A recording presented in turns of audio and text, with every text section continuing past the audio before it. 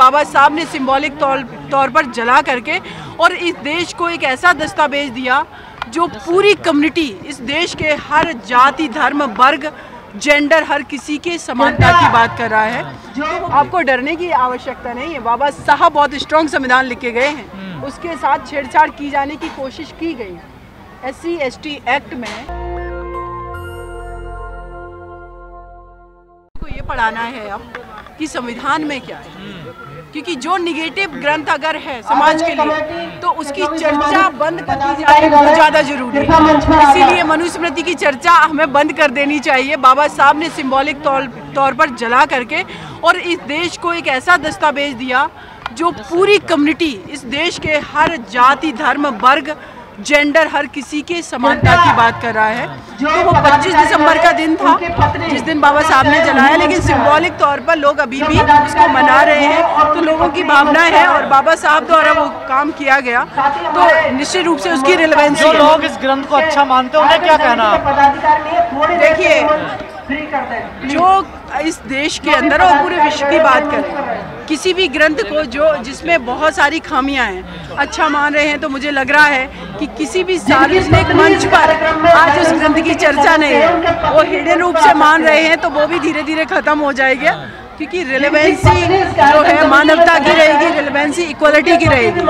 और इसीलिए किसी भी सार्वजनिक मंच पर मनुस्मृति की चर्चा कम, संविधान की चर्चा ज्यादा हो रही है। लेकिन आजकल कहा जा रहा है मनुस्मृति का राज आने वाला, उसकी चर्चा ज्यादा हो रही है ना देश में। देखिए, मुझे लगता है इस देश की बहुसंख्यक आबादी ऐसी है जो संविधान से शासित होती है, संविधान से चलती है। तो राज कौन लाने वाला है? तो जो लोग भी ये कह रहे हैं कि राज आने वाला है वो यूनाइट हो जाए, तो मुझे लगता है राज तो संविधान का ही चलेगा। ये संभव नहीं है। ये कहीं ना कहीं डर है आपको, क्योंकि वो डर, एक सेकंड, ये डर जो है वो किस लिए है? जब आप यूनाइट हैं, जब आपके प्रिंसिपल अच्छे हैं, जब संविधान में साफ साफ लिखा कि सभी बराबर हैं, डेमोक्रेसी को हमारे संविधान की मूल भावना है, भाईचारा संविधान की मूल भावना है, लोक कल्याणकारी राज्य के तहत इस देश के हर जाति, धर्म, वर्ग के नागरिकों को हम मेंटेन करेंगे, सरकार मेंटेन करेगी, चाहे उनकी फूड सिक्योरिटी हो, एजुकेशन सिक्योरिटी हो या फिर उनकी चिकित्सा की व्यवस्थाएं हो, हर चीज़। तो हम उन पर हमें फोकस करना चाहिए, उनको इम्प्लीमेंट कराना चाहिए।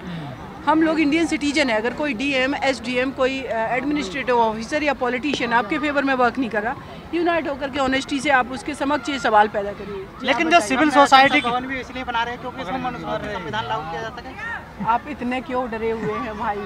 कौन सा मनुस्मृति संविधान? लेकिन मैम, जो सिविल देखिए, हमारे देश का डेवलपमेंट होना चाहिए, वो जरूरी है। अगर हमारे देश की पार्लियामेंट उस टाइम पीरियड में बनी जब हमारे देश की पॉपुलेशन भी कम थी, तो अगर कोई नया इंफ्रास्ट्रक्चर बन रहा है जो कि एक्सेप्ट किया जाना चाहिए, अगर वो ऐसा कोई करता है तो हम सब लोग किस लिए हैं? हमें बोलने का अधिकार है, हमें आंदोलन करने का अधिकार है, हमें कोर्ट मिली हुई है, कोर्ट में हम अपने रिप्रेजेंटेशन की बात करने लगे हैं। दमखम से यूनिटी सबसे ज़्यादा जरूरी है। जो कर रहे हैं पार्लियामेंट में बैठे वो बहुत लिमिटेड लोग हैं। इस देश की पॉपुलेशन बहुत बड़ी है और बहुसंख्यक पॉपुलेशन है, बहुजन आबादी है। आपको डरने की आवश्यकता नहीं है। बाबा साहब बहुत स्ट्रॉन्ग संविधान लिख के गए हैं, उसके साथ छेड़छाड़ की जाने की कोशिश की गई। SC/ST एक्ट में 2017-18 की बात है, 18 में बदलाव कर दिया ना। उसके बाद क्या हुआ देखा आप लोगों ने? एक आंदोलन पे पार्लियामेंट में बदल दिया। उस आंदोलन में 1.5-2 लाख लोग निकले होंगे। जिस दिन 10 लाख लोग भी बेफिक्र रहिए, कोई कुछ नहीं कर पाएगा। हम लोगों के पास बाबा साहब द्वारा लिखा गया बहुत।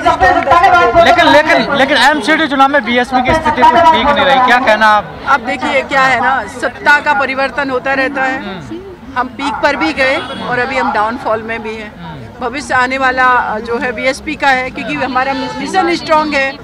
नहीं, सभी की मैं बात कर रही हूँ। ये डाउनफॉल चलता रहता है, ये सत्ता का परिवर्तन है, होता रहता है। यूपी के निगम के इलेक्शन आने वाले हैं, उसमें हम लोग अच्छी सीट निकालेंगे, ऐसी संभावना है। आगे फिर मध्य प्रदेश का चुनाव है, राजस्थान का चुनाव है। तो ये पॉलिटिकल चीज़ें हैं, होती रहती हैं। जो कि आज अगर जो रूलिंग पार्टी है उनके पास एक टाइम में सिर्फ 2 सीट थी, आज वो मेजॉरिटी में है पिछले 7 साल से।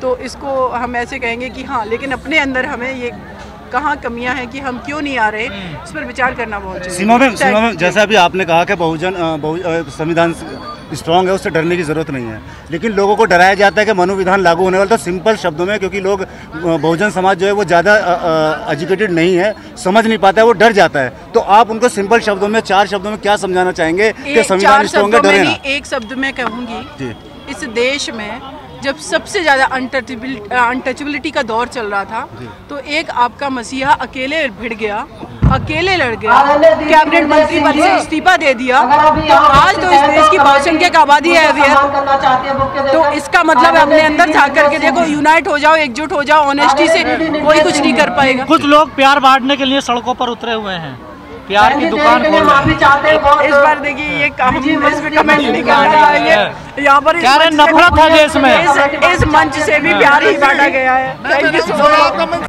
नेशनल दस्तक की आपसे गुजारिश है कि अगर इसको बचाना चाहते हैं तो नेशनल दस्तक को सब्सक्राइब करने के लिए रेड कलर के सब्सक्राइब बटन को दबाएं, फिर बेल आइकन की घंटी दबाएं। नेशनल दस्तक को बचाने के लिए बहुत जरूरी है कि हर खबर को शेयर करें, लाइक करें, कमेंट जरूर करें।